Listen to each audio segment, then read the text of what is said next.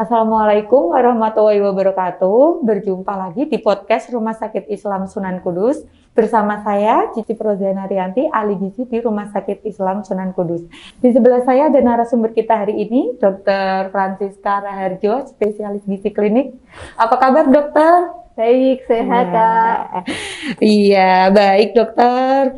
Hari ini kita mau ngobrol-ngobrol asik nih dok, mengenai diet dan nasi nih dok ya. Tema kita hari ini adalah nasi apa salahku? Nasi kok disalahin ya dok ya? Iya betul. Iya dokter, sebelum membahas mengenai nasi, ini saya terlebih dahulu mau bertanya dok. Sebetulnya diet sendiri itu pengertiannya apa sih dok? Diet. Iya. Kalau diet itu sebenarnya kan berasal dari bahasa Yunani yaitu dietia. Jadi dia itu adalah cara hidup. Jadi selama ini yang kita pikir, oh kalau orang diet itu selalu berarti kurangi porsi makan, mau kurus. Itu sebenarnya dari asal katanya artinya adalah cara hidup. Jadi dalam Kamus Besar Bahasa Indonesia juga diet itu artinya adalah mengatur asupan makan atau jumlah porsi makan untuk suatu kondisi kesehatan tertentu atau penyakit tertentu juga yang memang harus diatur oleh seorang dokter pola atau ahli gizi.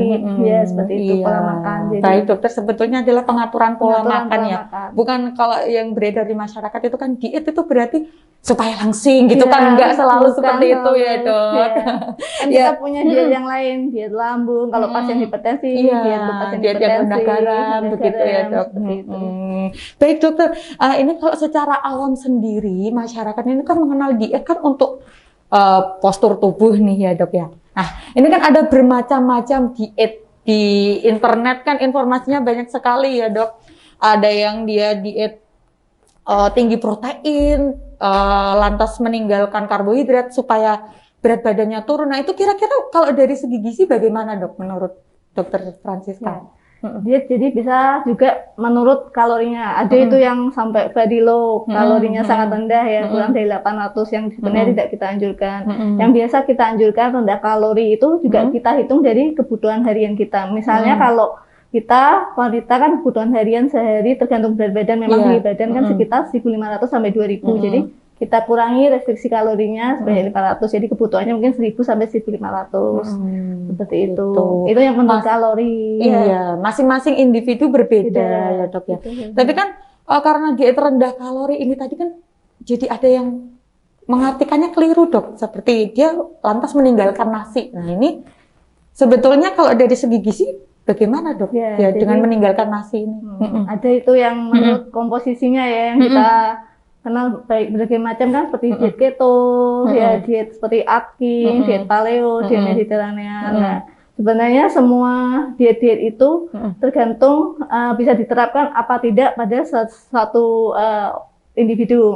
Tiap orang berbeda kan. Nah, yang paling baik sebenarnya tetap tidak meninggalkan nasi. Jadi tiap diet itu yaitu gizinya seimbang. Gizinya seimbang, betul dokter. Jadi tidak lantas supaya langsing berarti meninggalkan nasi gitu, enggak ya dok? Percuma kalau misal kita meninggalkan nasi tapi sebelumnya sudah makan bakwan, mendoan, berapa porsi kan sama aja ya dok.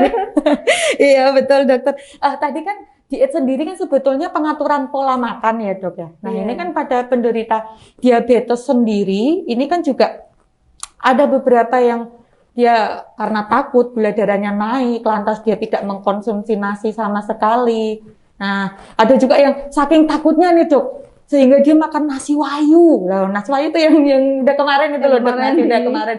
Atau nasi aking. Nah itu sebetulnya gimana dok kalau dari segi gizinya sendiri menurut dokter?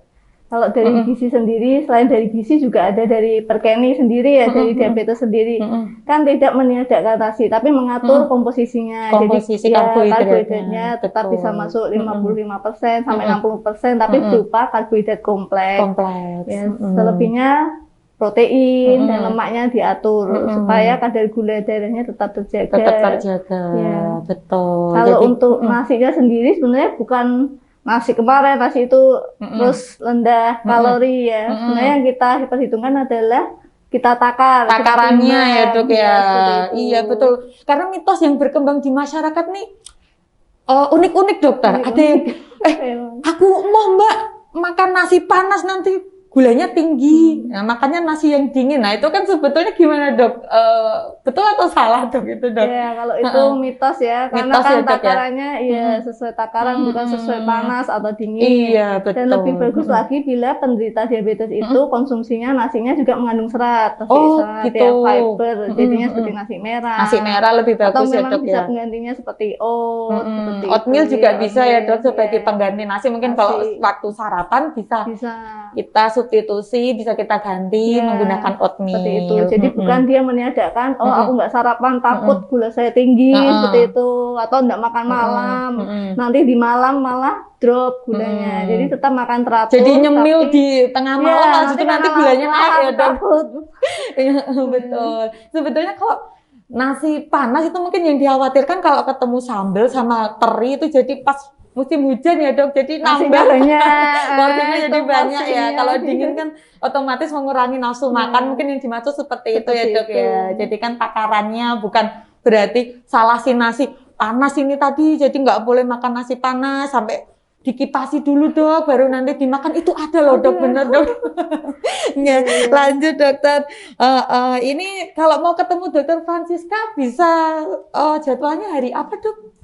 Jadwal saya Selasa Kamis ya, Dok, ya. Nah, nanti bisa bincang-bincang masalah diabetes lebih lanjut bisa Selasa Kamis jam pukul 12 sampai 14. Nah, ini lanjut lagi nih, Dokter. Yang makan nasi tidak makan nasi dalam jangka panjang itu sebetulnya ada, Dok. Saya kemarin itu ada customer yang biasa beli makanan di saya, Dok. Nah, itu dia sudah 10 tahun tidak mengkonsumsi nasi, Dok. Tapi protes, Dok, ke saya, Mbak, sudah 10 tahun saya nggak makan nasi, kenapa ini perut masih buncit, Mbak? Nah, itu sebetulnya gimana sih, Dok? Ada nggak efek sampingnya jangka panjang, misal sampai 10 tahun itu tidak mengkonsumsi nasi, belas sama sekali enggak? Ada nggak, Dok, kira-kira secara ilmiahnya, Dokter? Ya, kalau secara ilmiahnya itu tentu saja ada. Dengan dia meniadakan sama sekali nasi sebagai sumber karbohidrat utama, jadi dia kan untuk sumber energinya akan mengambil dari cadangan protein, cadangan lemak. Nah, itu kalau berkepanjangan tentu saja dietnya tidak bagus ya. Justru jadi keton itu ya, Dok, ya? Ya, jadi pemecahan dari protein, lemak yang dimetabolisme untuk jadi sumber energi, dia akan menimbulkan suatu asam yang disebut keton. Keton ya, Dok, ya. Jadi apa yang istilahnya ketoasidosis sampai asam darahnya tinggi itu ya, Dok. Betul. Jadi tidak bisa dipakai untuk berkepanjangan. Nah, itu juga ada yang saking takutnya nih, Dok, biar kelihatan langsing itu makan cuma sehari 1 kali, kadang juga enggak sarapan. Itu juga berarti mungkin buncitnya tadi efeknya karena dia lapar, karena tidak makan nasi, tidak seimbang kan? Nggak seimbang ya, Dok. Tidak teratur, terus akhirnya di jam lain pelampiasannya ke makanan yang lain yang justru dia defisit nutrisi, tapi kalorinya tinggi mungkin seperti itu ya, Dok, ya. Jadi masih tetap buncit, tapi dia klaimnya sudah nggak makan nasi, berarti kan sudah rendah kalori, padahal belum tentu. Nasi kan bukan segalanya berasal dari nasi kan, enggak ya, Dok? Berarti semuanya kan harus seimbang itu tadi. Ya, pada intinya memang kita harus mengatur komposisi nasi atau karbohidrat itu ya, karena dia memang karbohidrat kompleks sebagai sumber energi utama kita, bukan meniadakannya sama sekali. Karena kadang kan biasa kita makan udah nasi tambahin mie, masih pergedel, masih kerupuk itu semua. Iya, karbohidrat double triple karbo ya. Kita enggak mikirkan mana proteinnya, lauknya, enggak ada sayurnya untuk seratnya kan, karena serat juga sangat dibutuhkan ya untuk metabolisme nutrisi itu supaya enggak numpuk. Ya, itu yang jadi semata-mata bukan salah si nasi ya, Dok.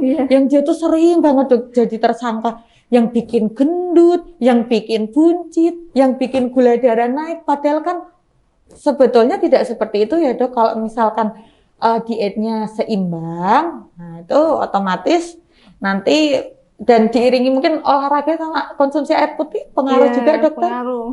Jadi harus diimbangi selain dari pola makan, kita imbangi juga dengan olahraga, minum air putih, dan kebiasaan-kebiasaan buruk yang itu harus tinggal, seperti suka bergadang kan, karena di malam hari pengaruh juga ya, Dok, ya. Terus kayak rokok, alkohol itu juga pengaruh ya, Dok, ya, ke gaya hidup yang sehat seperti itu nih. Iya. Nah, ini Dok, membahas mengenai langsing tadi Dok. Ini juga pengalaman dari teman sih Dok.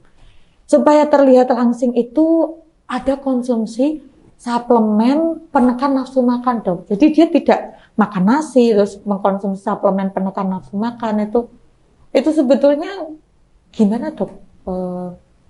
Kadang kan ada yang biar kita nggak nyomot makanan itu untuk mengendalikan nafsu makannya dia kan ada suplemen-suplemen tertentu ya Dok ya.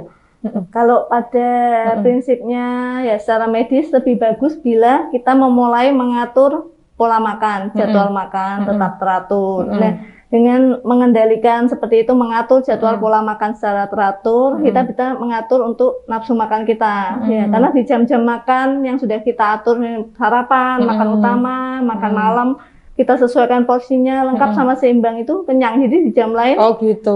Jam lain jangan nyomot gitu ya Dok ya. Ya. Berarti harus sesuai resepnya antara jumlah sama jadwal makannya ya Dok. Kadang kalau orang Indonesia memang seperti itu sih Dok. Kecenderungannya kayak sama lihat TV nanti ada cemilan di sampingnya, tahu-tahu tadi nggak sarapan ya, kan, nggak sarapan, nah jam kebetulan 9.10 lapar ambilnya keripik satu toples ya Dok ya habis.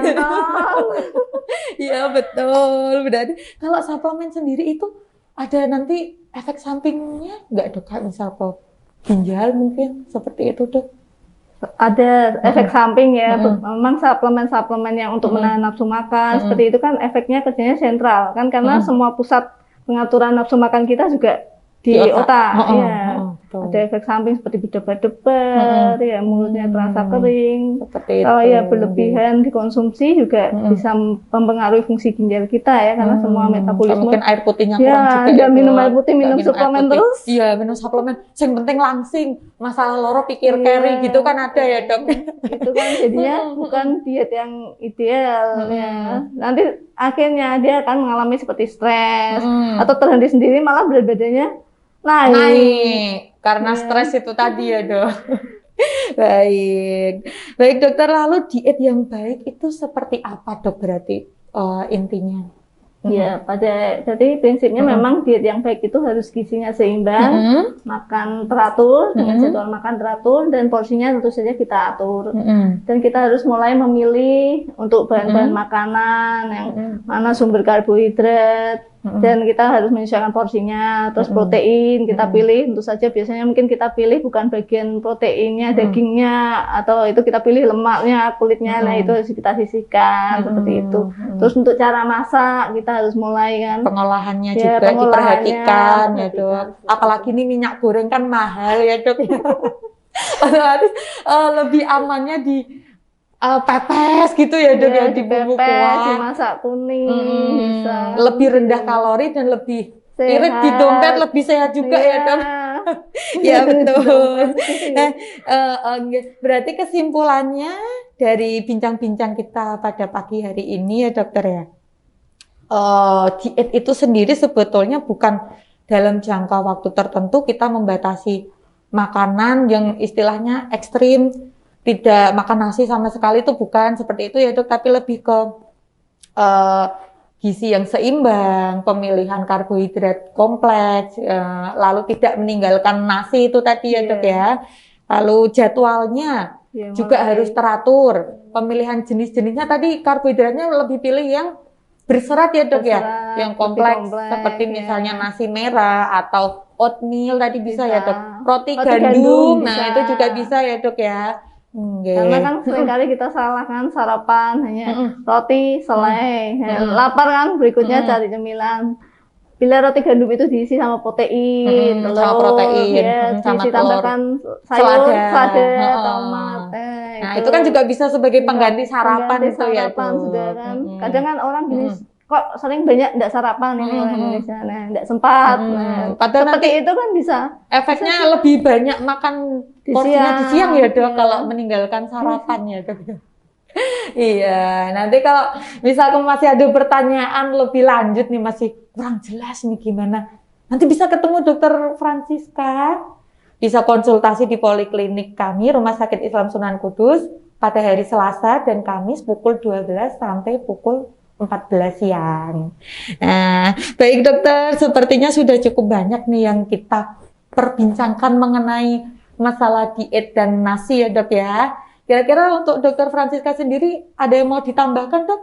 Mungkin kesimpulannya tadi masih kurang jelas. Ada yang mau disampaikan lagi atau enggak dok? Ya, sudah sih cukup. Memang banyak mitos atau prinsip diet yang salah ya yang diterapkan jadi dalam masyarakat ya. Tapi memang diet itu juga harus menyesuaikan dengan kebutuhan tiap orang, untuk kebutuhan kalorinya juga. Nggak bisa, saya ikutin dietnya dia, kan sekarang sering kan ikut-ikutan. Itu juga salah, karena kita harus menghitung kalori kebutuhan kita sesuai dengan aktivitas sehari-hari kita juga. Kan tidak mungkin dia menurunkan sampai di bawah kalorinya, sementara aktivitas dia berat sepanjang hari. Nah, itu juga nggak akan turun biasanya dietnya, karena nanti terpicunya dia stres, ya, tidak bisa ngikutin. Iya, diet yoyo ya dok ya, turun tapi habis itu nanti kembali lagi. Jadi diet adalah pengaturan pola makan, bagaimana itu bisa menjadikan pola makan kita sehari-hari sampai jangka panjang. Memang bukan dalam jangka waktu tertentu seperti itu ya dok ya. Baik dokter, terima kasih banyak dokter Francisca atas waktunya, atas ilmu yang diberikan. Insya Allah bermanfaat untuk sahabat hati. Sampai berjumpa di podcast Rumah Sakit Islam Sunan Kudus selanjutnya. Wassalamualaikum warahmatullahi wabarakatuh. RSI Sunan Kudus melayani sepenuh hati.